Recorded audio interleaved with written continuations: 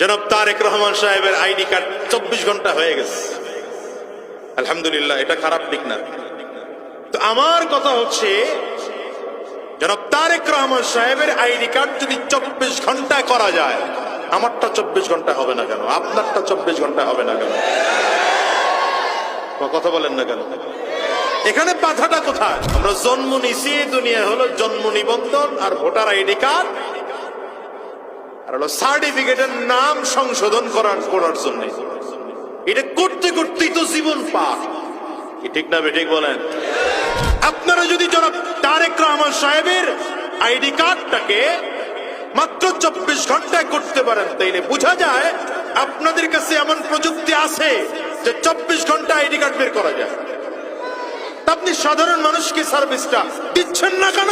সুদ খাওয়ার জন্য, ঘুষের ব্যবসা করার জন্য। এই কথা বলেন না কেন?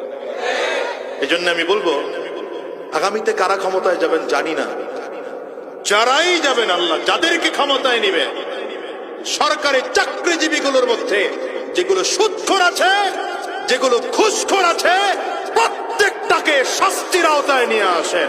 এ বাংলাদেশ অটোমেটিক সুন্দর হয়ে যাবে। আমার দেশের হাজারো মানুষকে আমি দেখেছি শুধুমাত্র আইডি কার্ড ঠিক করার জন্য 100 দিন দৌড়ায়, কাজ হয় না।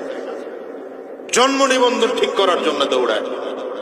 আমি এই জন্য এলাকায় যখন দায়িত্ব আমার আসলো, আমি প্রথম ঘোষণা দিয়েছি যে আমি জন্ম নিবন্ধন সংশোধন করে দেব তো দিবই, সরকারি ফি যতটুকু আছে সেটা পর্যন্ত কারো কাছ থেকে নেব না, আমি নিজের টাকায় সেটা করে দেব।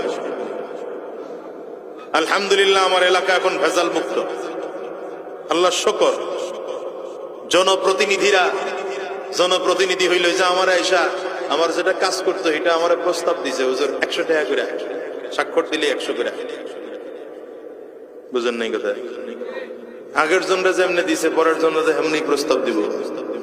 বললাম কোনো 100 নাই, তুমি টাকা নিবা কম। আর আমি এটা ফ্রি করার ঘোষণা করে দিছি, নতুন আইডি জন্ম নিবন্ধন করবে তো ফ্রি, স্বাক্ষর দেব তাও ফ্রি। আমার তো জনগণের টাকা খাওয়ায়া ভোট নেওয়া লাগে নাই, তো আমি জনগণের সেবা দিতে গিয়ে টাকা খাবো কেন?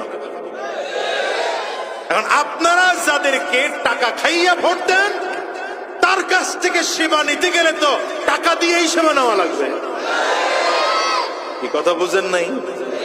আমাদের চরিত্র ভালো না তো, আমাদের এদেশের চরিত্র ভালো নয় জাতির।